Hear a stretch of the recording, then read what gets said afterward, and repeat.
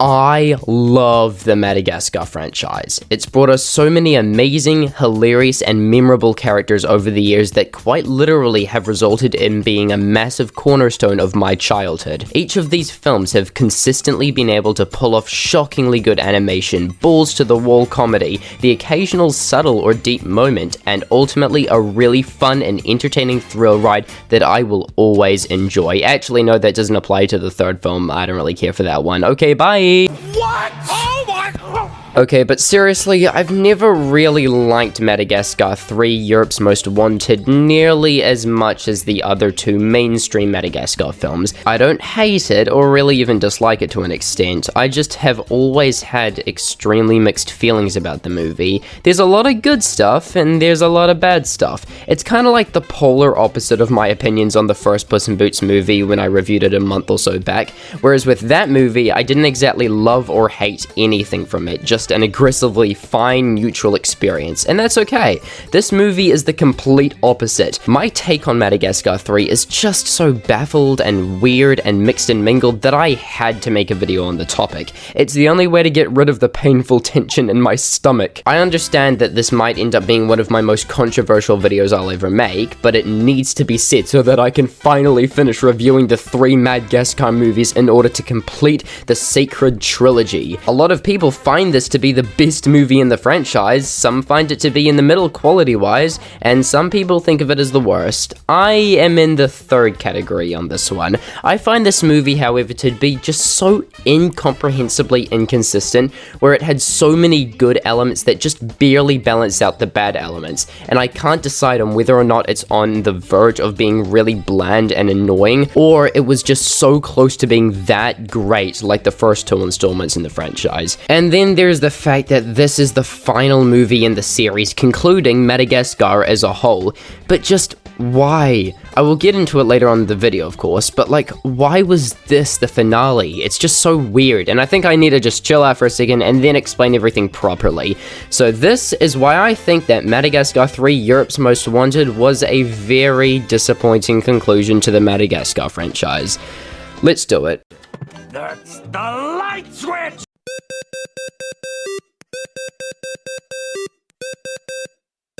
Okay, so before you get mad and throw your computer in the trash because your feelings have been hurt, let me reinstate that I don't hate or really even dislike this movie, and I do have some positives to say, actually quite a lot. But I'm not going to get into all that right now because I feel in the mood to be mean. I'll pick at the morsels for now, but I'm really going to get into the big issue of this movie later on. So for starters, one of the clear things that feels like a step down from the first two is the pacing. After the first 20 minutes or so, the movie loses all interest in being funny and quick-witted and fast-paced like everything prior, and this includes Madagascar 1 and 2. The level of pace has dropped significantly once we really get into the movie, resulting in just a pretty boring final hour. The rare fun scenes are sped up and the boring idiot nonsense is slowed down, like, by a lot. They introduce all these new characters and I didn't care for any of them. That's besides from the Russian Tiger Man. I kind of enjoyed his plotline about overcoming his fear of going through a very tiny hoop that was on fire. You know, I mean, that was okay. It'll be interesting to see who voiced this character because, hold on. Am I tripping, or did Walter White play a Russian circus tiger? But yeah, no, I didn't like any of the other new characters. None of them were really developed enough, and that makes for some pretty useless bunch of buckaroos. It's so weird, because we already have 13 other characters to focus on. 14 if you count the villain, who I will get to. Ho ho ho! I will talk about this person. Just you wait and see. Stefano is so annoying. I'm sorry, but I personally give you permission to delete your account if you disagree. None of these characters made me laugh or chuckle, none of their jokes were funny, none of them were developed well at all, and the worst part of all was that if it meant having these circus animals be in the movie and given even just a bit of screen time each, then we gotta sacrifice a huge chunk of the already developed and well-liked characters from the previous films. Like, seriously though, what does Melman do to impact the story? What does Gloria do to impact the story? And even more importantly, what does Marty do to impact the flow and structure of Madagascar Madagascar 3, this movie isn't wanted. Alex is the only one in the main four who is somewhat narratively essential. Everyone else is also useless as expected and could easily get cut out of the movie, but are they still funny or entertaining and heartwarming and all that jazz? I mean, yeah, but they just don't get nearly enough screen time, and none of them have particularly interesting plot lines or things to do. They're really just hanging out with everyone else. To sum it up, I really badly wish that they didn't add all of these new, but completely distracting and boring characters to the franchise, and instead gave more focus towards the mains. Then you got the settings. Now, this wouldn't generally be much of an issue when talking about a movie of this tone, but I'm going to anyway because I want to, okay? Something that the first 20 minutes does really well is getting us invested in the setting of the moment, Monte Carlo in France. The setting is clear and the atmosphere of the setting is clear, okay? Monte Carlo does what it needs to do for the film, and you understand why they are there, along with ultimately getting invested in whatever is happening within this setting. It's good stuff. Shame the rest of the movie couldn't keep this up. I mean, the film just becomes a line of random setting after random setting, and they don't get you to care about wherever they are. I mean, Rome was fine, but I didn't necessarily care for it or any of the sort. Does anyone actually remember when they went to London to perform the Katy Perry firework thing? Does anyone know why they chose London of all places? Did we ever actually get to see London for our very eyes here, outside of like two very brief shots where the circus was actually the focus of said shot? What in the name of donkey are they all doing in some random mountain range? They didn't do anything to flush the setting out, and it makes for a really bland and pointless spot to have a good chunk of the film take place. They didn't do anything with Africa at the beginning, or even say goodbye to Alex's parents. I mean, what the actual flipperdoodles was that about? We didn't even get to say goodbye to these important characters from the last movie that were such a key focus of the setting in general.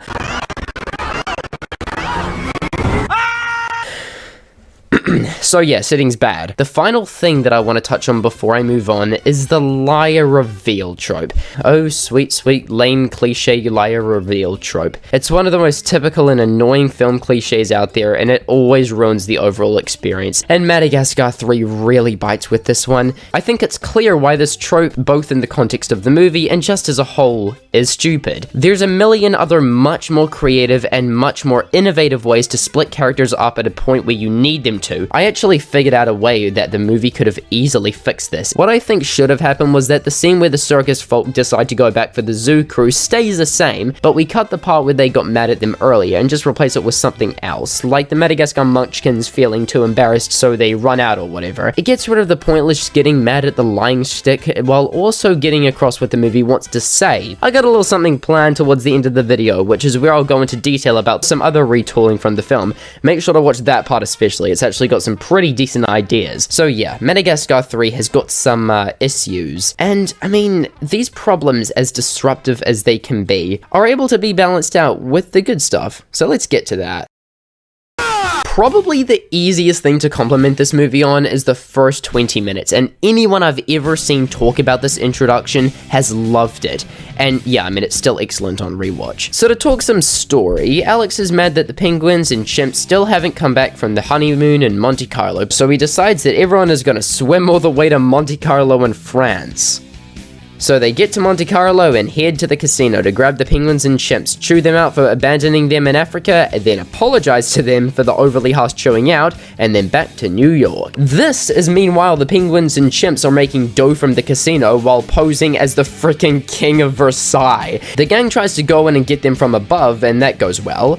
Yeah, so they grab the others and skedaddle on out of there, right as security calls Chantal Dubois.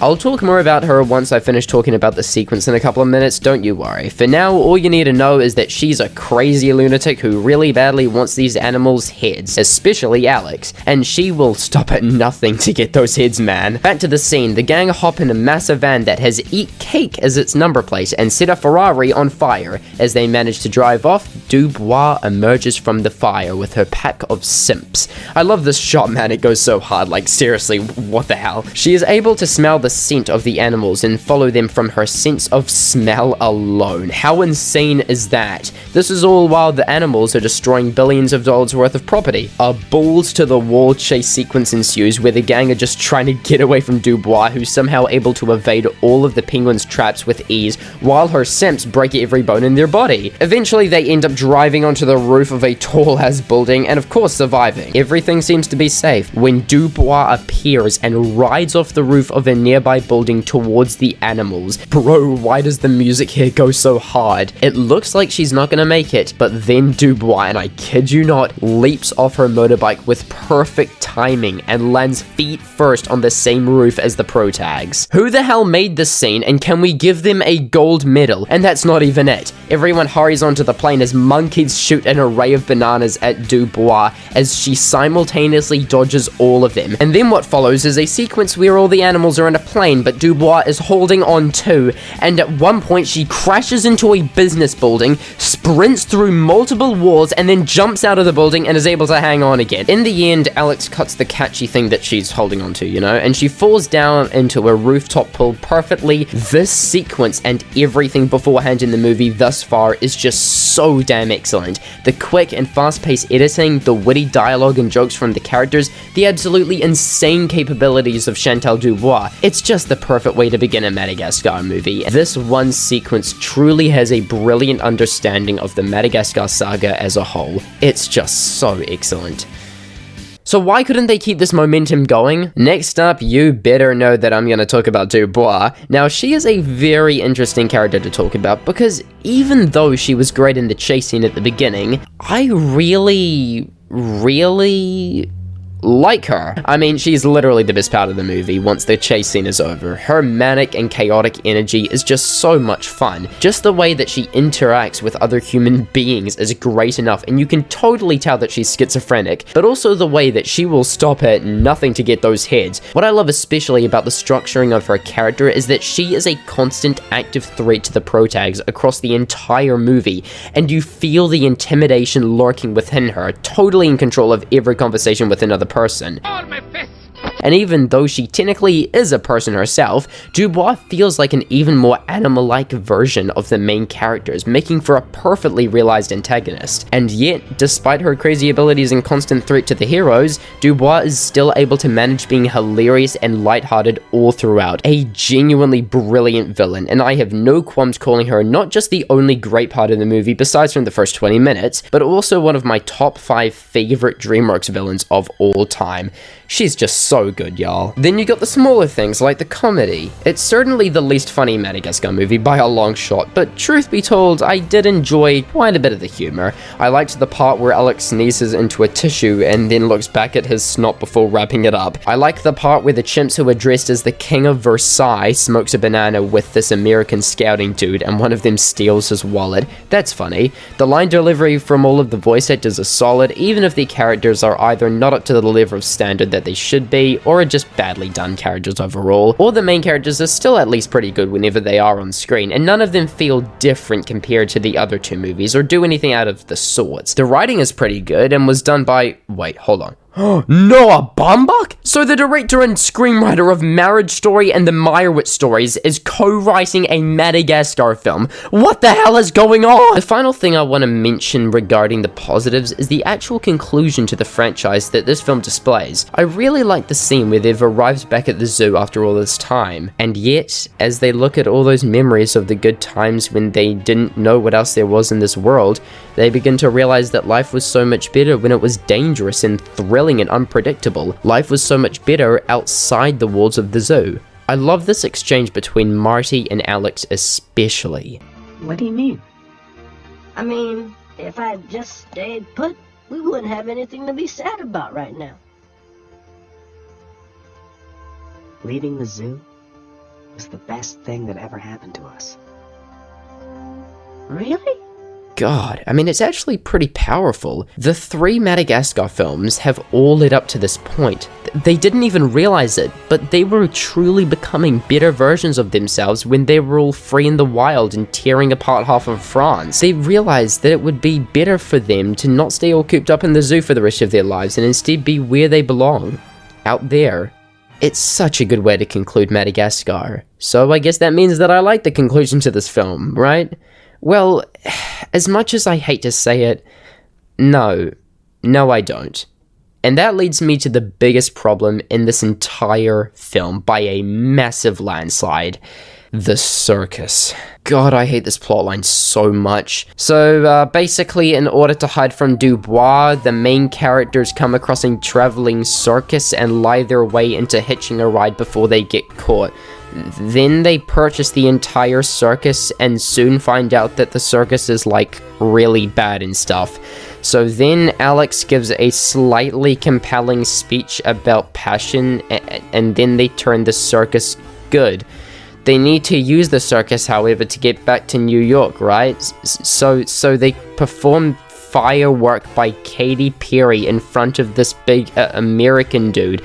And then they smoke bananas, which I found cool. And then the circus animals that I didn't find cool discover that the gang lied to them. So then they raft across the ocean off screen back to the zoo, even though they literally could have just done that at the beginning of the movie. And then they look at the zoo, which I liked, and then they decide that they want to join the circus.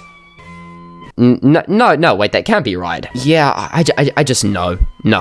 Out of all the conclusions they could have done for the Madagascar franchise, why did it have to be that they join a circus? It's so weird and bonkers and not in a good way. It wouldn't be that much of a problem if it weren't for the fact that these characters actually went through arcs. They had a natural journey where they discovered and learnt more and more, ultimately shaping themselves into the best possible version of themselves that they can be. So why, of all things, was it that they chose to end up joining a circus? This one issue was actually responsible for like 90% of my other issues. They all stemmed from this bizarre choice. They could have done so much else, like, I don't know, ended up in Madagascar, because that's what the freaking franchise is named after. I actually heard a really good idea from a friend that suggested that Madagascar 2 and 3 should have been swapped around, and that the gang ends up in Africa where they biologically should belong. It's a solid idea, but I actually came up with another mini premise that they could have done for Madagascar 3. I only put like 15 minutes of thought into it though, and I tried to keep most of the movie's original intentions intact, so it's not really going off track in any way. It's pretty much the same film, I just changed a couple of stuff up, so don't judge me for this. Thank you. So the movie will start out pretty much the exact same, but instead they'll say goodbye to the frickin' parents. Oh my! They'll get to Monte Carlo and get the penguins, and they get chased by Dubois in the exact same over-the-top fashion that the movie presents. They escape with the plane. From there, the preferred option would be that they spend about 45 minutes just using the most wacky ideas to try and get back to New York. Literally do anything as long as it fits these characters and it's entertaining as all hell. Then they finally reach the zoo after a long chase through New York where Dubois has gotten the police on her side and they're all going after the gang. They get there and realize that life was so much better outside the zoo. So they decide to leave New York, but before they can do so, an epic fight sequence between them and the entire US Army, Navy, and Chantal Dubois ensues, and the penguins destroy all of New York, killing Dubois in the process. So yeah, that is the preferred way to do Madagascar 3. 11 out of 10, absolute cinematic masterpiece.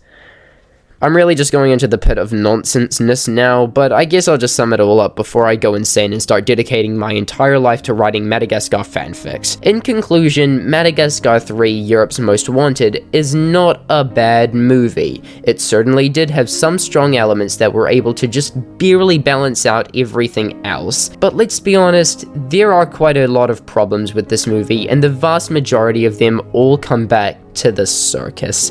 It's just the most bizarre and weird and out of left field way to close what is otherwise a great franchise. Some will say that it actually works because it fits with the characters. Some will say that they like it solely because it's funny and that they only watch Madagascar for the memes.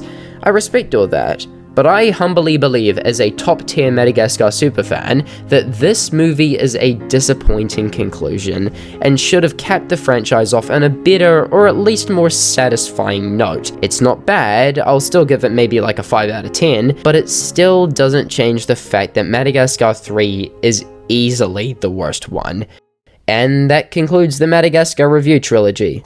Finally. I've still got the Penguins movie and TV show to talk about, along with the shorts maybe, and I'll probably do like a big 40-minute review on the franchise once I'm done. And no, I'm not watching Madagascar a Little Wild. It'll make me think of this as the second coming. Okay, thanks for watching, bye!